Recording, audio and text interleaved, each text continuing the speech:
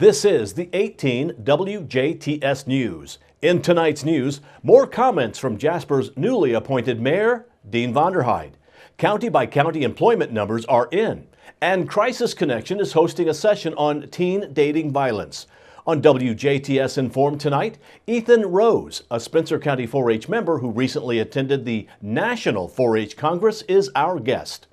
All this and more coming up on the 18 WJTS News.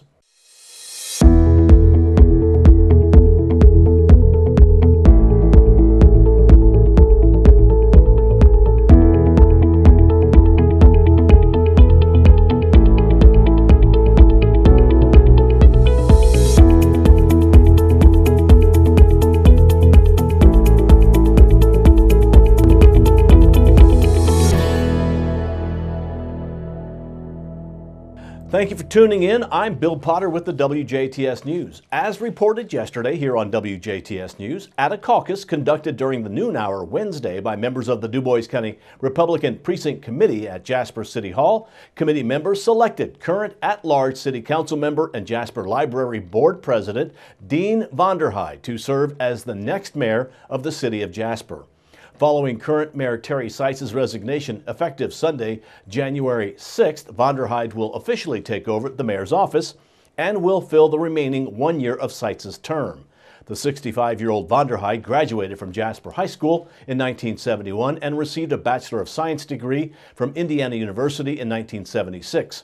He competed in intercollegiate athletics and earned his letter in varsity football while at IU. He has been an at-large member of the Jasper Common Council since 2016 and retired from Kimball International in April of 2015 after a 31-year career. He has served on the Dubois County Contractual Library Board and Jasper Public Library Board since 2011 and is currently president of the Jasper Public Library Board. Vonderheide will soon step down from his positions on both the library boards and the City Council. Vonderheide met with local media members at City Hall once the caucus was completed. He talked about his plans for the next year, including moving forward with the planned 10 Clark Jasper Cultural Center. First and foremost, I guess, for me would be to see the Cultural Center completed, and that's been a catalyst for a lot of the other development in the city. But we get that behind us, there's more work to be done. There's a lot of things our community needs. There's a lot of things that in our comprehensive plan, as we put that together, we'll have to execute over time. And that's probably the first thing that would have to take place, is get that comprehensive plan completed so we know our roadmap. I do feel like there's an opportunity to work closely with the county and do some things collaboratively, similar to what the city and the library has done. But I think there's some opportunity there as well, and I'm going to open those doors. Vonderheide will officially take over on Monday, January 7th. He says in the meantime he plans to sit down with outgoing Mayor Terry Seitz to make sure there is a smooth transition before looking at whatever projects, challenges, or opportunities need to be addressed. You almost have to address each challenge, if you will, or opportunity. Challenges are opportunities. That's the way I look at them. And so depending on what it is, gather the facts. I'm a very fact-based person, and I do listen. Listening is probably one of my better skills. That's why I've become a problem solver. You try to pull in together groups that are dysfunctional, and in chaos, and you pull them together with a common goal. And so I'll be doing a lot of listening and trying to figure out what those common goals are. Republican committee members in districts that vote for mayor listen to comments from all 4 candidates in the Pfaffenweiler room at Jasper City Hall before voting on a successor to Seitz. Vonderheide picked up 9 of 13 possible votes. Vonderheide will fill the final year of Seitz's current term in 2019 and has already said he plans to seek a full term in next year's municipal election. Dean and his wife, Ellen, have 2 grown daughters and 2 grandchildren. Meanwhile, the same Dubois County Republican Committee members that voted in Wednesday's caucus will soon gather once again to select Vonderheide's replacement on the City Council. That caucus will be held at 9 a.m. Saturday, January 12th in the Pfaffenweiler room of Jasper City Hall. Dubois County Republican Party Chairman Mark Messmer says since the open council seat is an at-large seat, it will be open to anyone who lives within the city's limits as long as they voted on the Republican ticket in the last primary election. Interested candidates have until 9 a.m. Wednesday, January 9th to file for the caucus. They must pick up and complete a candidacy form, that's the CEB-5, and send it to Mesmer 72 hours prior to the caucus meeting to Mesmer's home address, which is 795 East Shirley Lane in Jasper. The forms are available at the Du Bois County Clerk's office, in the Du Bois County Courthouse, or at Mesmer's office at 402 3rd Avenue in Jasper. County-by-county unemployment figures for the month of November have been released, and once again, Du Bois County will share the top spot as far as counties with the state's lowest unemployment rate. Individual county numbers provided Wednesday by the Indiana Department of Workforce Development show Du Bois County in a tie for first with Bartholomew County with a rate of 2.7%. One other southwestern Indiana county, Gibson County, is right behind in a five-way tie for second at 2.8%. Statewide, Indiana's unemployment rate edged higher in November from October. The Department of Workforce Development says the rate was 3.6%, up from 3.5% in October. The state's unemployment rate remained below the national rate of 3.7%.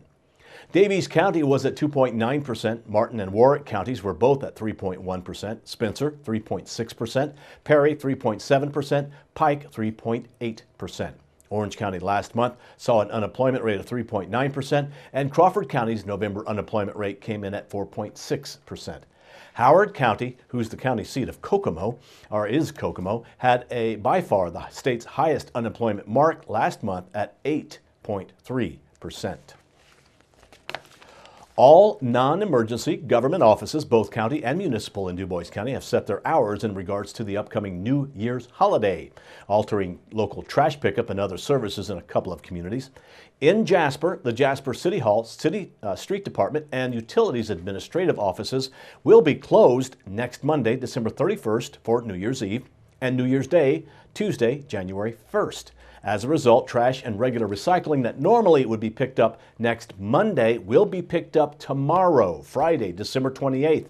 Meanwhile, next Tuesday's trash and regular recycling will be picked up by the Street Department next Wednesday, January 2nd. Also, the Jasper Resource Recovery Site will be closed once again for this Saturday, December 29th. Trash and recycling pickup for Jasper residents the rest of New Year's week will be on the regular schedule. Residents are asked to have trash and recycling curbside by 7 a.m. each day. Also, all non-emergency offices with the City of Huntingburg, as well as the County of Du Bois, will see their hours altered by the New Year's holiday, including the Du Bois County Courthouse and Courthouse Annex. County offices will be closed New Year's Eve, December 31st, and New Year's Day, January 1st. However, offices and non-emergency departments with the City of Huntingburg will be open for normal hours New Year's Eve, December 31st, but will be closed Tuesday, January 1st for New Year's Day. And all town and utility offices for the town of Ferdinand will be closed next Tuesday, January 1st for New Year's Day. All offices in Ferdinand will reopen Wednesday, January 2nd for the remainder of the week. Trash pickup will be on Wednesday, January 2nd in Ferdinand. Residents are asked to please have all trash curbside by 7 a.m. The town of Ferdinand will not be picking up trash on Monday, December 31st. Washington Township firefighters in Daviess County were called out early Wednesday morning to a turkey barn fire south of Washington. The barn was fully engulfed in fire when fire crews arrived. Veal and Steen Township firefighters assisted, as well as the Daviess County EMA. Officials say the main building was a total loss. However, firefighters were able to protect two additional barns nearby. No injuries were reported, and the cause remains under investigation. Crisis Connection Incorporated is pleased to sponsor a community conversation surrounding teen dating and breakup violence. The Ashley Doolittle Foundation was formed to take a stand against teen dating violence. On January 9, 2016, Ashley Doolittle, who had just turned 18, was murdered by her ex-boyfriend within a week after their final breakup. The foundation's mission is to preserve Ashley's legacy by raising awareness and prevention of teen dating violence while honoring her love of our Western heritage. The foundation exists because it is believed that Ashley's death may have been avoidable if anyone in her life had truly understood the unhealthy and increasingly dangerous relationship behaviors they were seeing. Perhaps more people that know about how to identify and navigate healthy and unhealthy relationship behaviors, the less likely they will end up in an abusive relationship. Right now, teens are forming relationships that set the stage for future relationships. 1 in 3 teenagers is involved in a violent dating relationship, and many parents, educators, and teenagers are not aware of the signs that can lead to breakup violence. Ashley's mother, Anne Marie Doolittle, is encouraging parents to talk with their children about staying safe after a breakup. Anne Marie has local ties to the area, with family and friends living in the county. Join Anne Marie for a powerful discussion on this issue Friday, December 28th.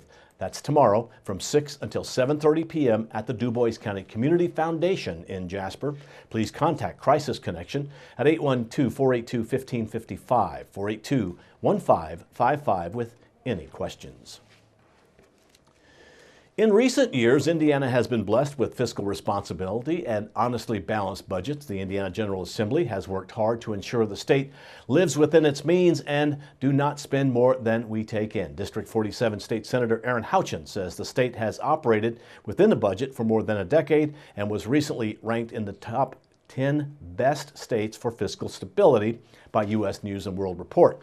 Houchin says this stability encourages businesses to grow and expand and benefits employers and employees alike. Now stay tuned. Weather and sports is still to come on 18 WJTS News.